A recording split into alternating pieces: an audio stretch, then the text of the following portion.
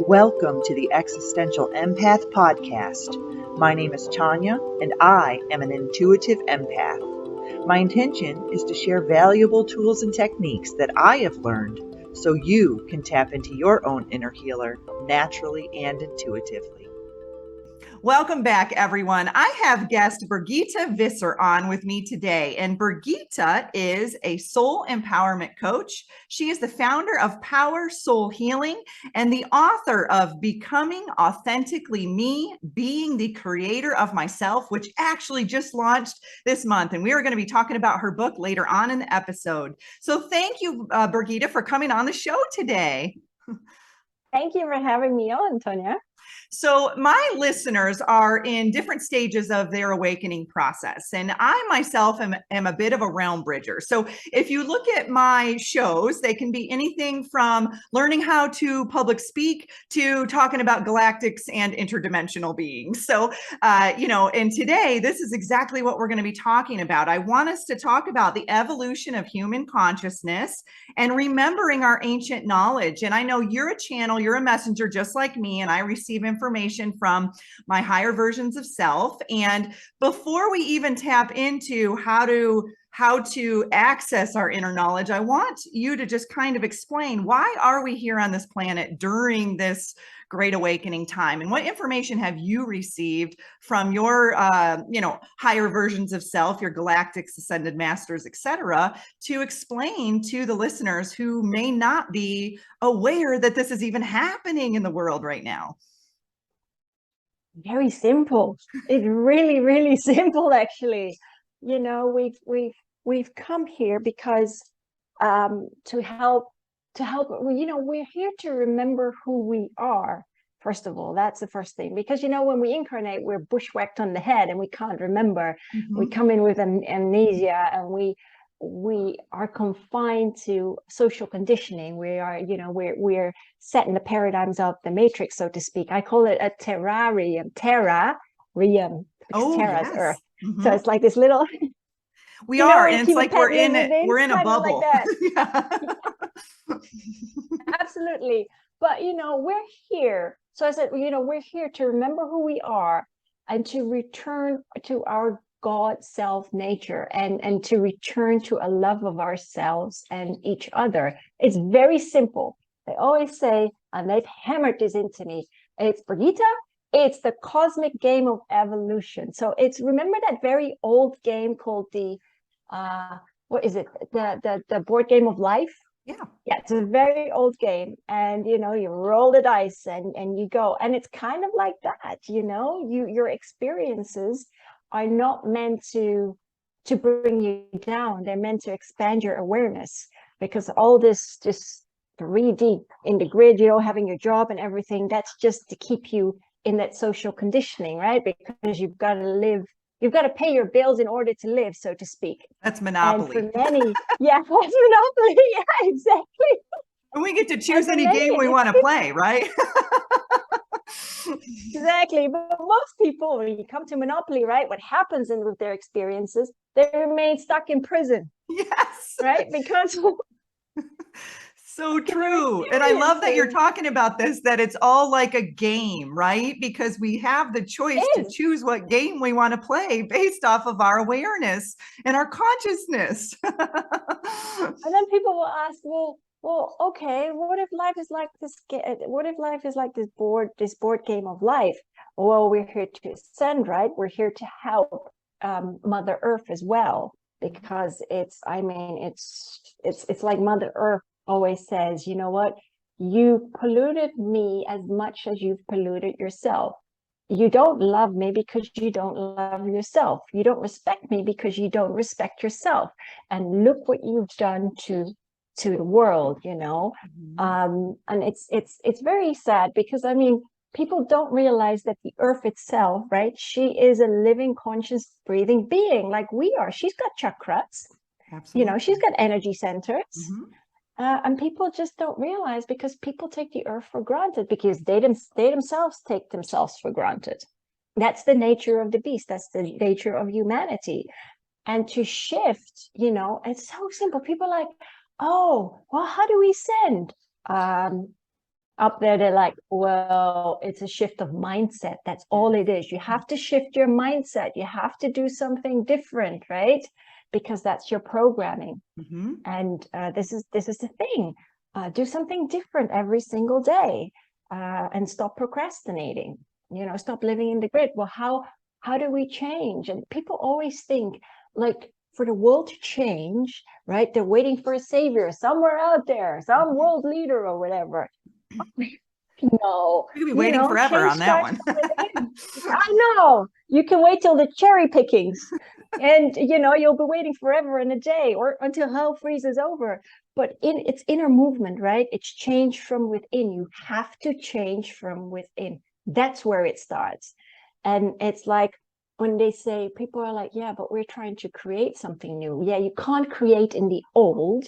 You have to cut off from all the old programming, which means the media, everything, because it's so much BS garbage, belief politely systems. put. That's what I Yeah, call it. BS yeah, belief systems. absolutely.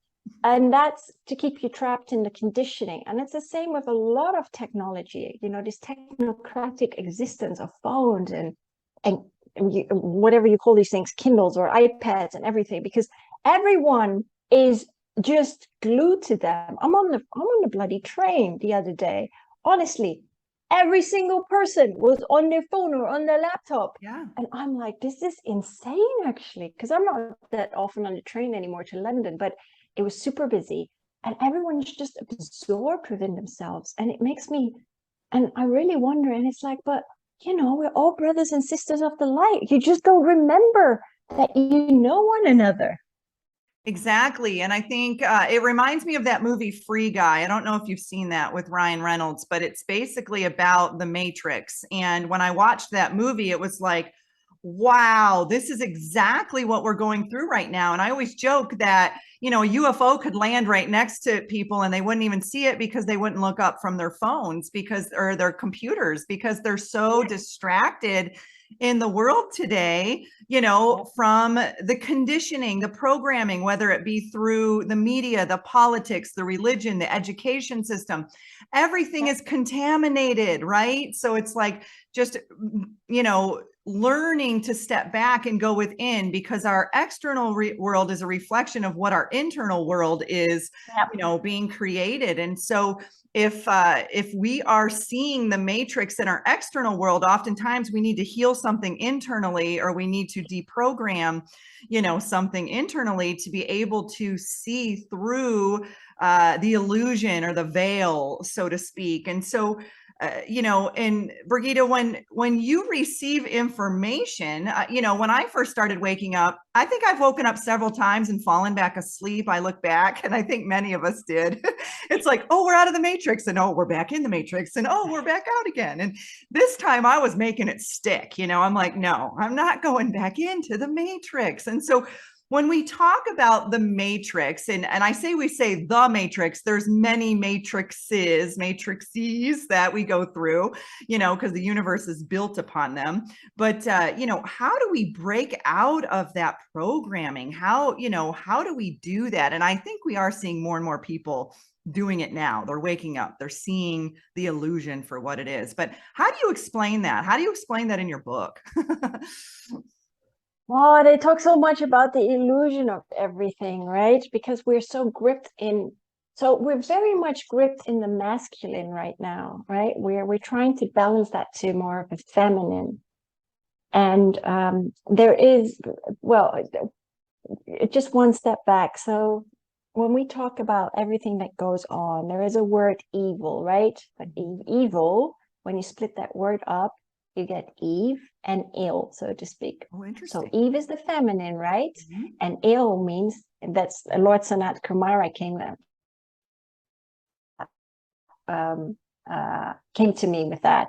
He's like, it means imbalance of love and light. So evil simply means that these people are lacking the feminine and are thus imbalanced of love and light. And that's what it means. It's quite quirky, but it was quite cool. So to break away from the matrix, like I said, it's a mind shift. To ascend means it's a mind shift, and you need to heal. There's so many people going through trauma and they don't know how to move forward. But it's always a choice. Everything in life, as you know, is a choice. If And it you puts want you on to different change, timelines. it does, absolutely. And there is no right and wrong in how you choose to experience life. If you choose to remain asleep, it's fine too. But if you choose to awaken, then I always say, you know what? There are things that will pop to the surface and they're not pretty because you have to walk through your shadow sides. That's what happens when you awaken. It's not like one day to the next, you're like, oh, and I'm healed and I'm good. You know, Well, and you you're have to never go through the awake. motions. Yeah, I think too, people get like, I'm awake, I'm awake. No, there's levels to this awakening process. It's not like just 1 minute. Oh, I'm totally enlightened and I'm totally awakened. And I think that's where some people, you know, find it hard to, you know, realize that there's different levels to this, kind of like Tetris, or, you know, if we're speaking along the games, you know, it's just moving through these different matrices. Absolutely. But we can compare that to, I know that they do that in the book too. They compare it to like games like Mario Brothers or Donkey Kong, where you're on a level, right? And you're trying so hard to beat that level, right? And it's the same with your experiences. And it's like you're trying to beat it and it takes you like 10 times, right? Because every time you get the experience served on in a different wrapping until you learn, until you reach that, until you finish that level. And you know, Donkey Kong goes, oh, and then you go up a level. And that's the And then same you've got with a whole life. new It really challenge. is. Yeah. But then you got a whole new challenge. But if you tell people, like, you know, life is the whole, everything in the cosmos, it's the cosmic game of evolution. That's what it is, because every time you attain a higher consciousness, so every time you climb the Jacob's ladder, when you understand that life is a game and it's actually an experiment to experience and to walk one another home, and you know, to return to a level self and others, then life becomes very different, because you're not in that separation mode anymore, right? Because people live very much from the mind and from the ego, and I'm better than you and this and that, because, you know, we compare. Yep. And there should be no comparison, because we're all equal. I don't give a toss what you do. I don't care where you're from. You know, it doesn't matter. My mom always said, you put this person at that, and da da da da da. I'm like, Mom, it's okay, because everyone is merely at a different level of consciousness. And when you start to shift and when you start to look at life differently, that's when things will start to change. But you have to, honestly, you have to do something different every day. And you know, many people will go to, I'm not a big fan of Western pharmacy. Okay. I'm very much a believer in the holistic, because we're energy, right? Absolutely. We're energy.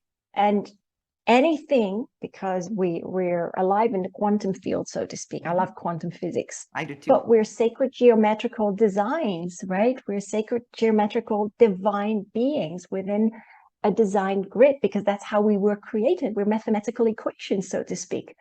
And people always look at me funny, like, are you out of your mind?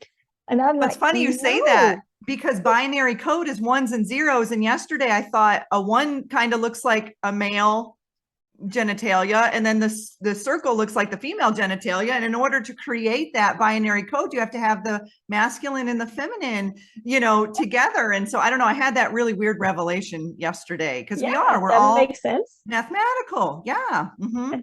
So this is the thing, you know, our experiences are mathematical formulations, right? And if there is an anomaly in there, we have to try and fix it. But many people don't, because they get stuck in that mismatched formula, and they stumble on in life. And people just need to realize, like I said, experiences are not real. They really aren't. But it's been created by design to think it is, you know, because it's like you know, virtual Tanya, reality. It is virtual reality, absolutely. So, you know, we can never die. And it's just like, I mean, they hammered that into me, especially Saint Germain. It's like, Birgitta, you can't die. And the same with Anubis and the Ascended Master taught. And it's just a we transference of really energy. transform. Yeah, that's it. That's it. And like you and like many of the listeners, we've lived countless lives here on this planet and other planets in the multiverse, right? Yeah. We just don't always remember. But that's just, I think it's just amazing. It's such an amazing time to be alive, especially now, because we have a chance to right many wrongs from past civilization, especially Atlantis. Yes. Oh, that's a repeat. Oh my goodness, look where we are. Look where we are. And it will get better. It will get better, but it starts with us. We have to make the change. And that's something that many of the galactics have said to me. It doesn't, we are here to help humanity help themselves. We're here to help humanity, but humanity need to help themselves. And it's very true. I mean, come on, if we were given everything on a silver platter, how would we evolve? Yeah, and not even that, Birgitta. The visual that I get is when a parent is teaching a child to walk, the parent doesn't walk for the child. They show the parent they show the child how to walk, and they may hold them up a little bit to assist, but they aren't walking for them. And then eventually the child begins to walk, and that's exactly what's happening right now. Our higher versions of ourselves, our past versions, our future versions, our parallel versions are here assisting us in the now moment here on earth to help us or assist us in ascending, in expanding our consciousness. Yes. Yeah, and our awareness, but they aren't here doing it for us. They are assisting heck no. us. Yes. Because how much fun would that be if they're doing it for us, right? I know. And then I get people ask me, well, when is it going to get better? How many years do we have to wait? I'm like, yeah, that doesn't work that way. People like to put timelines on everything. And you know what? That's ridiculous. It starts with you. And when it starts with you, it has like this domino effect, right? Because it'll be one person and another person, and it has this domino effect. It's not going as quickly as we would hope. Okay. Yeah, it's like, we've got to work on ourselves first. And then what happens is we become an example to others, because then others say, wow, you seem different. You seem like, you're living your best life. You're living the dream. You seem changed. What's going on? How do I change too? And it's literally, I don't like to use the word virus, but it's literally in a positive way, that, why does virus always have to be negative? We live in a world of duality. Why can't we have a positive spread of human consciousness and expansion, into the world? And so, when we dive into that inner self, that's when we learn to tap into our inner knowledge. So let's talk about that. Let's talk about, how do we access that inner knowledge, whether it be from ancient Egypt or Lemuria, Atlantis, or all the way back to the beginning of the galaxy. How do we tap into that wisdom? Because I think you and I both, we receive information. I know I do. I receive it very strongly sometimes. So let's talk about that, our inner wisdom, our inner knowledge, and how do we tap into that? It's not hard though, but there's a big but. I had to go through years of healing because it was like an onion ring. It was like, oh my gosh, I was like, you know what? Duality. I was like, oh my God, but I'm fine. I understand polarities. I'm good. And up there, I said, I've been there, done that, worn the t-shirt. And up there, they were laughing their butts off. For me, it was very much like, and that's an example, but it was really like an onion ring. So every time it was peeling back that layer, crying my eyes out and healing, and then the next one, and then the next one. So that inner knowing, and people will try to connect. I mean, there's some wonderful exercises for that, to connect to that inner knowledge and going deep down, as Saint Germain always said, into the Alice in Wonderland of the wonder that is you, right? And going within the rabbit hole of yourself, because many splash in the superficial puddles rather than deep diving, connecting to the pearls of wisdom within. And it is a process, but for me, like for the channeling, after going through much trauma and wanting to heal, because you have to want it, first of all. So with the channeling, I mean, that didn't happen overnight either. It was through a workshop where I was frustrated because everyone was sitting in a circle, and I'm an antisocial kind of shitbird, right? Observer. I was sitting there, observer. I was sitting in a corner, sitting on a pillow, because I didn't want to be part of the clique. And so Alania Starhawk, she's amazing. She lives out in Florida. She did this meditation, right? She counted to 1, 2, 3. Heck knows where I went. And then she counted back from 3 to 1. Half an hour later, boom, I came back in the room. And everyone's like, oh, I saw the Ascended Masters, I saw the colors, I got a message, I saw the archangels. And I thought, crap, what is this? I saw nothing. And I was so upset. I was crying in a corner, and I was wiping my eyes with the sleeve of my vest. But she stated that she did one exercise, and she said, you know what? I sat down with a pad and a pen, and I just said to Spirit, I'm ready to receive. And that's all she did. Mm-hmm.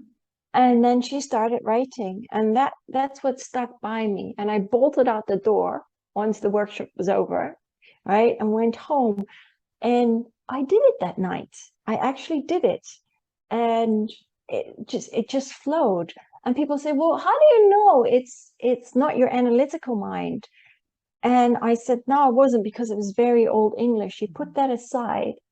And the way I did it, the way I tapped into that, was by using my cards as well. So I'd pick like an archangel or an ascended master, and I just, not using Google, okay? Yeah. I just sat with the card, and I tapped into that energy, and I just wrote whatever came to me. And that's the same like with words, like divine. It's like, okay, what do you get? Or inspiration or anything like that. That's how you tap into that. But it's, instead of, we always mute that inner voice within, and we think with the mind, and it's muting that mind chatter. And people say, well, how do you do that? Because with meditation, I go nuts if my mind still races. It doesn't matter if your mind races. It doesn't matter, but as long as you catch those thoughts. But I like to listen to 432 hertz guided meditations, and they're so powerful. And the one other thing that's really good, very, very good, and Lord Sananda, who was once Jesus, but that wasn't his last lifetime. He was another healer called Apollonius of Tijuana. And so Lord Sananda always hammers on the breath. It's so important to do breath work, because he says, when we do breath work, all right, we come to a 0 point within ourselves, and we come to such a quiet point that we go very, very deep within.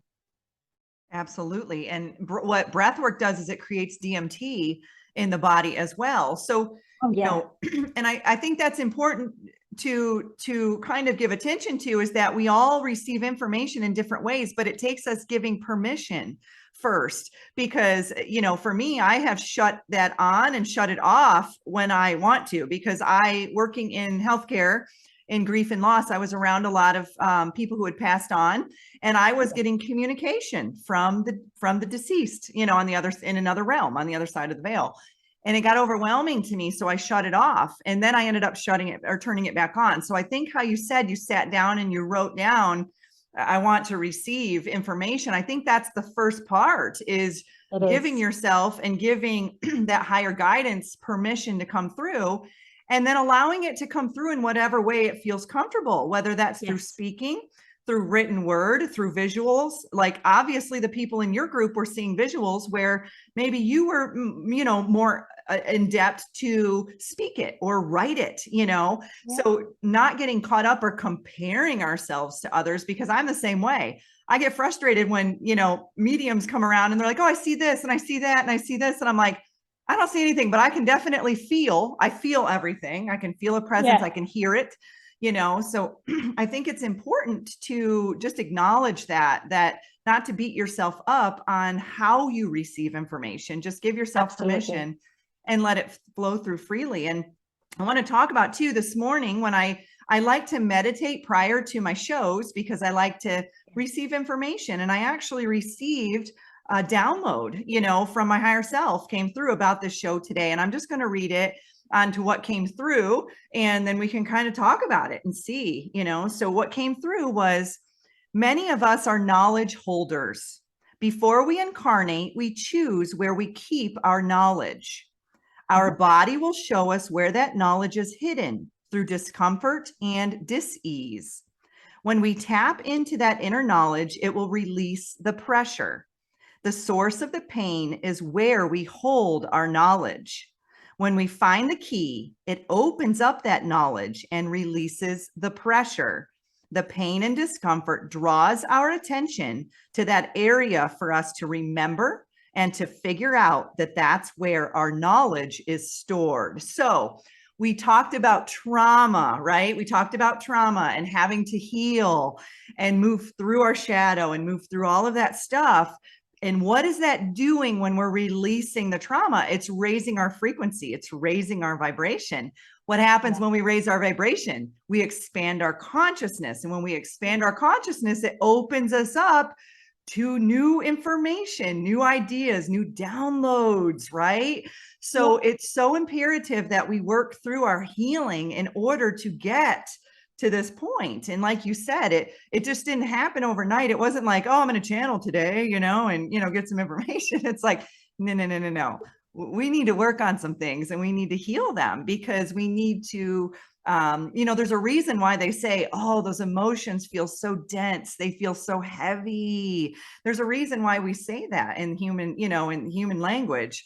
It's because it's true. You know, those fear, bitterness, anger, hatred, those are heavy anchored emotions that we need to process through. We need to move through them, right? To get to the higher, more light embodying emotions like joy, happiness, you know, abundance, prosperity, love, you know, enlightenment, all of those. So no, I like that you brought that up, because it's so imperative to deal with and work through our traumas.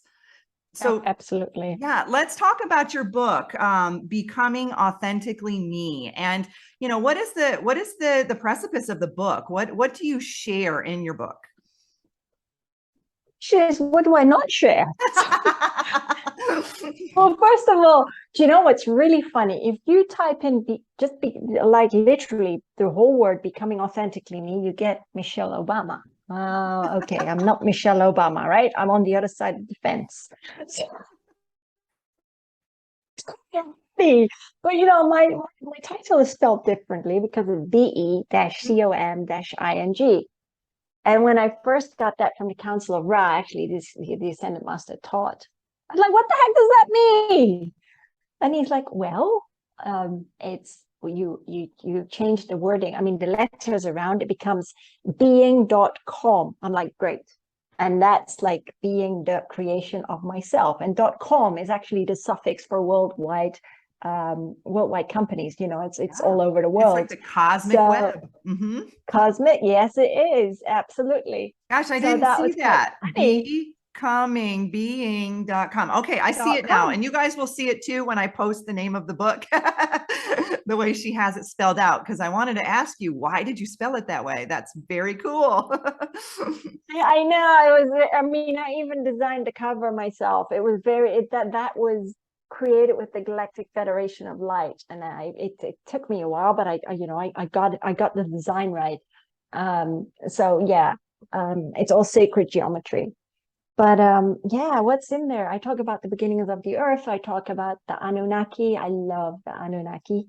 And there's one thing, and I will say this because I channel many masters and many archangels, but people will always ask, yeah, but why do they come to you? Well, they come to you when you are a channel and you know you're ready to receive. They come to you. There's two things. They come to you to help you heal, but they also come to you to convey messages to humanity, you know, to whoever wants to hear it. And that's the main reason, really. Yeah. So yeah, sorry, go ahead. Yeah, no, I think too, Birgitta, is what I've noticed is depending on what frequency you tune into, those are going to be the galactics that will connect with you. So I had a friend who made a pyramid out of copper, and it was big enough for us to sit in. And so I would meditate and I would play different frequencies. And what I began to recognize is 432 hertz brought in the Andromedans, sometimes the Orions. 528 usually brought in Pleiadians. And then as I went up to like 936, you would have the Arcturians, and I would recognize different galactics coming in at different frequencies. So I began to kind of test that out and see. And during that process, I received different information coming through. Usually 528, I would connect with Lemuria. Oftentimes, I noticed maybe 432, sometimes Atlantis information would come through. So, I do encourage the listeners to mess around with frequencies, because if you are working on receiving information, it's all frequency and vibration. And so, maybe that's why you're like, why did the Anunnaki, why am I getting that information? It could be because the frequency you're tuning into, that 432 hertz, could be just tune. It's like a radio station tuning in, It is. It absolutely is. Yeah. It's funny you mentioned that about the radio station. This is Lord Sanat Kumara. He caught the ascension process, right? It's like remember in the 80s, like we had a radio with an antenna, and we'd have it on like, say he called it, we had it on the third dimensional frequency, on the third shelf, and we're going up to fourth and fifth, right? So when you tune up, right, you put it on the fourth shelf or the fifth shelf, it will sound differently. So you need to play with the antenna to get it right. Yeah, and it's like the higher the frequency, the more clearer the information gets almost. It's like, or more specific or precise, maybe is the word I'm looking for, and I was way up into the 1111 hertz, and I was archangels and Michael and Gabriel, all of them, Raphael and Sandalphon. And I was like, whoa, but I could feel it in my body. It was like every hair on my, my body was standing up, and my third eye was just pulsating. And so, just messing around. And you don't need a pyramid to do this, guys. I'm just kind of sharing my experience, but you can listen to the raw. I've got pyramid above my bed, or octahedron, and and I've got little pyramids in the four corners of my bed. But I love pyramids. I do too. And I think when you tune into the sound frequency along with the sacred geometry, and then you resonant tune, like you try to hum to it or ohm to it or tune, that is when it gets extremely powerful, at least in my experience. It's like, and that's what the Egyptians used to do with the Ankh. They use the Ankh as like kind of like an antenna, or a it's like a frequency transmitter, similar to the obelisks when you see them around pyramids and sacred sites. They're all frequency transmitters. They bring in so I think sacred geometry just amplifies things even stronger. And then you add a few crystals in there and woohoo, I just find that with my sound bowls, because all my crystal bowls that I got, I need to get an alchemy bowl as well next week. But when I play them, it's like I can do the light language. Without them, I'm like a spluttering car, right? But with that, I can do the toning. It's very strange, but I love it. And I did it for my friend the other week. The first time, she's in the US, and she couldn't even talk after that. She's like, I'm just blown away. And she's like, I don't even know what to think of this, because this is just, powerful. It is. And sound is so healing. And I mean, we were created on sound. If it goes all the way back to the beginning of time, sound and light, and so we have lost that ancient knowledge of how to heal through sound and how to heal through light. And our voice is a huge transmitter of sound. And when we can resonate tune, I know when I speak light language, oftentimes it's in different frequencies, and it's based upon the person I'm working with and what they resonate with. And so it's like I automatically tune in to their frequency, and you using the sound bowl is exactly what you're doing. You're tuning into that frequency. And that frequency can heal, because our bodies are roughly, anywhere between 60 to 80% water, depending on how old we are. Yeah. And we know that sound affects water. If you look at Dr. Emoto's work and, somatics, all that stuff. So, it's fascinating. And I love that you're into sacred geometry and, all of that. Do you talk about that in your book? Do you talk about all of that stuff too? Yep, I talk about that. I talk about that quite a bit, actually. And not only that, I also discuss that the archangels, because it's very funny, because people think they're winged beings, so to speak, but the wings only came in medieval times. And Archangel Raphael, yeah, they are, yeah, absolutely. But they were like, Archangel Raphael actually came to me. He's like, well, Birgitta, well, I'll tell you what archangel means. I'm like, okay, then. And he actually did. It's quite a funny story, because I used to pole dance, right? And I did that for quite some months. I really enjoyed it, but I ripped all the muscles, which is a heck of a workout in my upper body. Oh, I was in pain, couldn't breathe. And he's like, Birgitta, you channel what the meaning of archangels. I'm gonna help heal you. Well, actually, he did.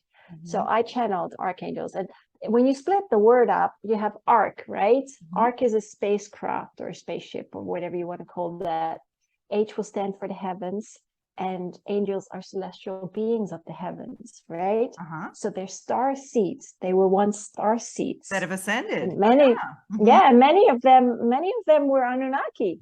And but they have ascended now. They're not the highest vibrational beings in the multiverse, but many of them are in my book. And I love Archangel Michael. He's like a lad to me. You can have a beer with, so to speak, right? I don't drink beer, but yeah. You can feel, I don't know about you, but I can feel who it is before I even know. Like when Michael comes in, it's just this stoic, courageous kind of energy, where then Raphael is a little bit softer of a healing energy. Sandalphon, I've actually used Sandalphon to clear land. So there's a book called Archangel Magic, which I love. And it taught me how to kind of connect with them more in a way. So I like you, I love working with them, because when they come in a room, I've actually been in the room with a client, and it's like their hair is like, whoosh, and I'm like, oh, here's Michael, and they're like, who just stepped in the room, and they're crying, and I'm like, actually, I think it could be a couple of them, so it's kind of funny when you call upon them, and we have the power to command them, because we are divine beings. And someone told me that we have a bunch of angels who are retired, just waiting for us to call upon them. And I've been working with them a little bit more. I thought that was hilarious, because I'm like, wait, they're just retired, just hanging out, like at the beach, like, whatever, on another planet, whatever. And they're like, yeah, you can just call upon them. They're waiting to assist. And there's an infinite number of them, and I love that. So I'm like, all right, I'm going to start working with my retired angels. I call them, there are many unemployed angels. Unemployed, maybe that's the word, unemployed. I think that's super awesome. So they're in my book as well. But I also discussed that there is no death, duality. There's a message, because I also introduce Archangel Michael. I talk about the shift in consciousness and everything that's been happening in the past 2 years, especially with COVID and stuff like that. And Saint Germain, don't get me started, because he's hilarious. He's funny. He takes the mick out of life, but he does have a serious undertone. But just the way he talks, he's so funny. And the way that they bring in songs, or they bring in Marvel figures, or they bring in Star Wars, And I've also channeled Archangel Samuel, who's actually Lucifer, but he's the builder of civilizations, throughout the multiverse. Okay, I just felt a hand on my head right here, like whichever one. I don't know which one it was, but it was like, that's funny. Sorry, I didn't mean to interrupt, but I just felt the Don't worry about it. I don't mind. I think that's kind of cool. It is cool. And that's how they show up. And I love it, because it is through song, through synchronicities, maybe numbers, animals, spirits, that I've even had them blast angelic music on my soundbar on my television at 3 a.m. and woke me straight up out of bed, straight up out. They've thrown crystals across the room. They have, and I know it's not some people are like, how do you know that's not an evil spirit or entity? Because I'm laughing, because I feel joyful. I feel like a kid. It feels like a loving, caring energy. And I think once you tune into your clairsentience, which is that feeling of energy around you, you begin to recognize what energy doesn't feel good and what energy feels good. And now I can kind of sense, which one it is, that's coming in. But it's funny that you say that, because once you work with them, they're extremely funny. And you're just like, oh my gosh. And very literal sometimes. You're like, really? That's all it is? Yeah. It's so simple. No, but yet our human minds are making it really complex, I know. It's like Archangel Samuel will say, he said in my book, I was laughing because, I'm on my own writing here. He's like, yeah, I'm the Joker to your peeing Batman.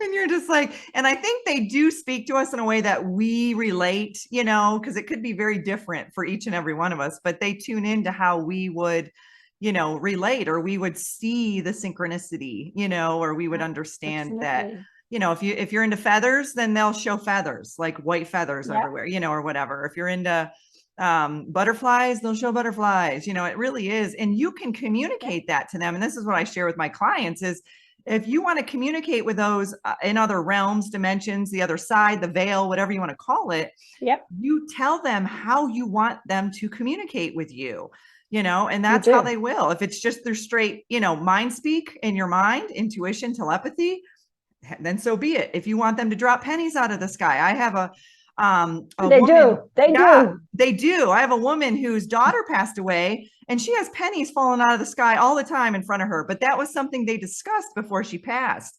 so it really is up to us to communicate. And I would suggest writing it down, like we talked about earlier. Say it out loud, because that's a frequency, and then write it down. And that's really solidifying it, like, okay, I want Archangel Michael to communicate with me by showing me rainbows, or, whatever you want, Yeah, absolutely. It's funny you mentioned this. I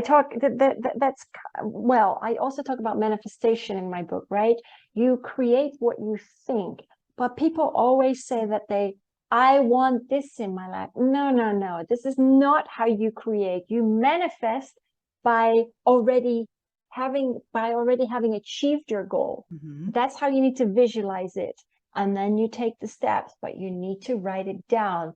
And it really, really works, because, your energy, and this is something they hammer on in my book, because my book is split in two, right? So it's the first part is the shifting human consciousness. I actually go back to Antarctica, Second World War, and I compare a lot of things, and there's a lot of Q&A on the transformations in government. So don't even get them started, because they will come with words like, especially the Ascended Master taught, that I had to look up, because I didn't know these legal terminologies.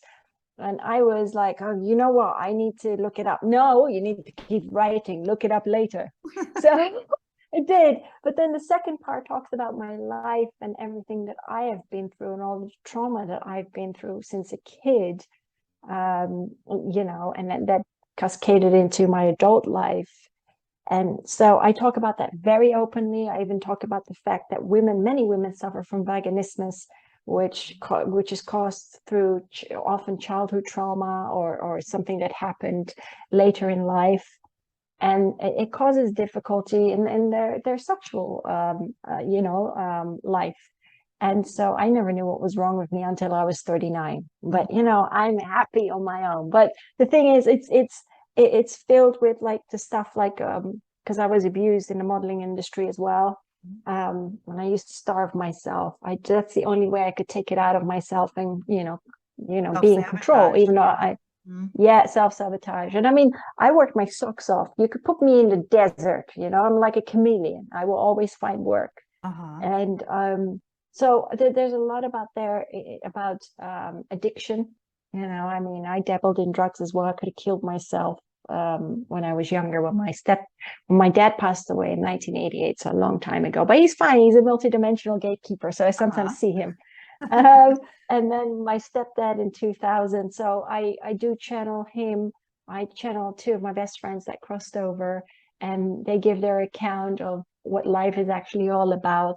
And then it was their choosing, you know, because everyone is responsible for their own life. You need to take accountability for your life. And it's so important, because if you keep playing the victim, well, good luck to you. You're going to stay where you are. It's like you'll be cemented in that toxicity because you choose to, right? Yeah. And it's a frequency, it's a rhythm. And if you get stuck in that rhythm, then the only way to get out of it is to create a new rhythm, right? And so if you're in that rhythm of victim consciousness all the time, this is the song, you're playing a real sad country song all the time, your whole life. Oh, woe's me, woe's me, woe's me. No, turn it off. Put on some solfeggio frequencies and listen to 528 hertz. Like, you know, raise your vibration. Absolutely. But you know, it's so hard for people to do that, because it's like, oh, no, I have to change. But it's like, no, I don't want to change because I'm so comfortable in the discomfort of myself. Why would I want to change? Well, then stop moaning. So this is something they really hammer on as well. And I talk about depression and Archangel Michael. Actually, it's a Q&A with Archangel Michael. I'm like, yeah, you know what, you really, well, I didn't put it like that, but I said, you know, in the sense, well, you really put it on very thick here, right? You look at depression from all angles. It's like, well, that's great, because you can sum it up in a few words. You've shot your mind to hell. Yeah. And it's all a mindset. It really is. Whether you're stuck in a rhythm or you're stuck in depression or anxiety, it's been a continuous loop pattern. Could go back past lives. I mean, oftentimes, right? It could go back generational patterns. And, you know, many of us are here like, how do I defeat depression when it's gone back 500 lives, you know? And you're like, okay, well, it's all quantum and it's all energy, right? So it's like diving into that. And once we learn that, it's like, poof, we can get that to go away and to move through that. And if we can call upon the archangels to assist, that's even better, you know, because then we're like, oh, take this burden from me. I didn't sign up to carry my, you know, 500th grandmother's depression. You know, that's no, I'm not here. I signed up to heal the trauma of my family line, but also to assist in my own spiritual awakening and to, ascend into higher, you know, expansions of consciousness, because that's exciting and that's fun. But we had to heal the trauma first, you know, when we signed up for this lovely, you know, video game that we're all in. Yeah. So just to finish quickly, you know, I mean, I talk about mental health with Saint Germain, which is quite deep. But I also talk about many of my past lives, because I had to heal up. And, you know, we often don't see it, but I've always been in toxic relationships, and I've only had a few, right? And I always say, people are like, I've been on my own since early 2015. And people are like, how do you do that? I'm like, what do you mean? How do I do that? Don't you miss it? No.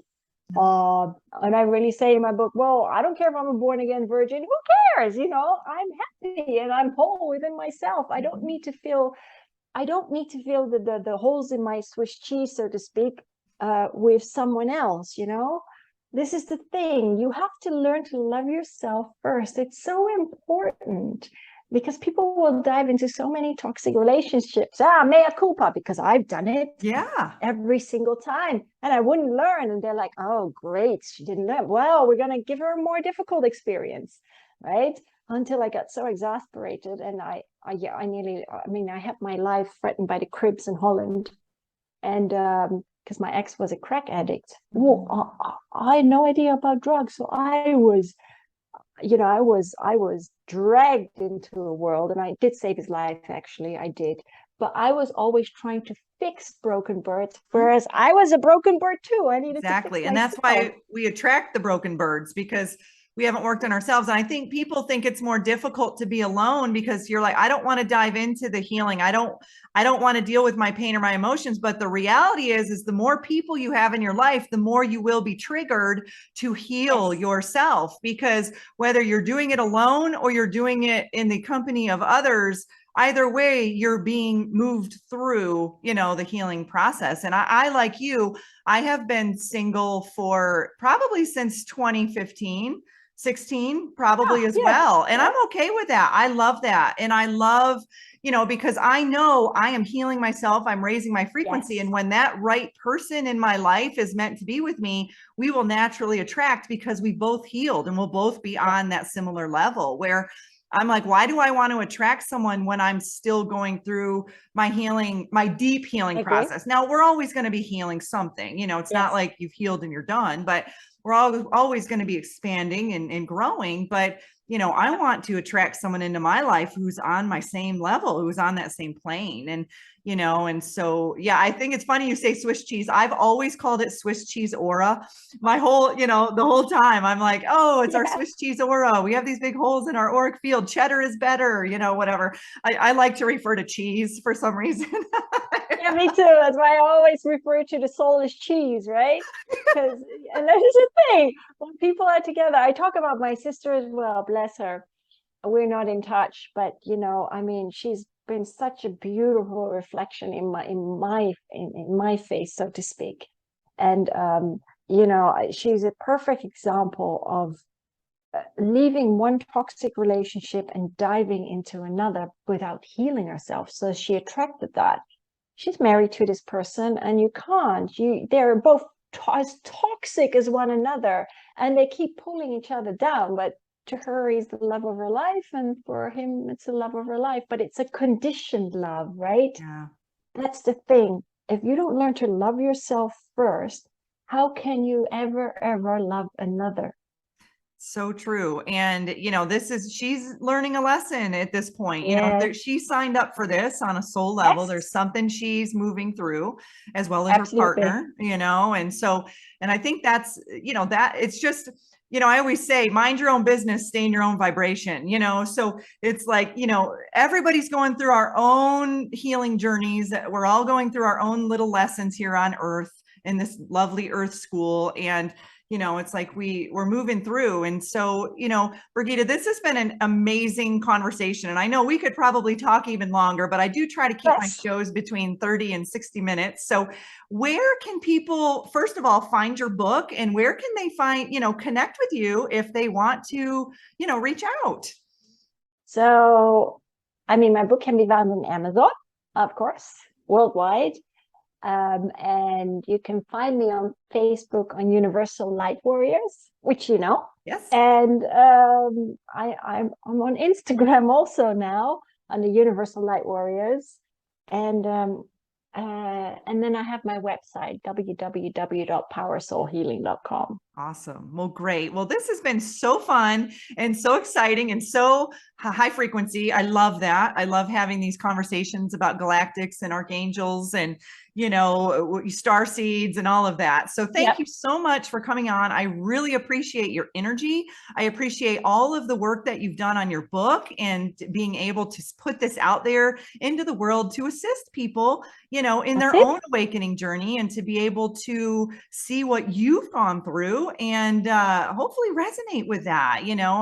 I send so much energy to you and your book and your business, and that it's going to help a lot of people out there who are going through these ever-changing times.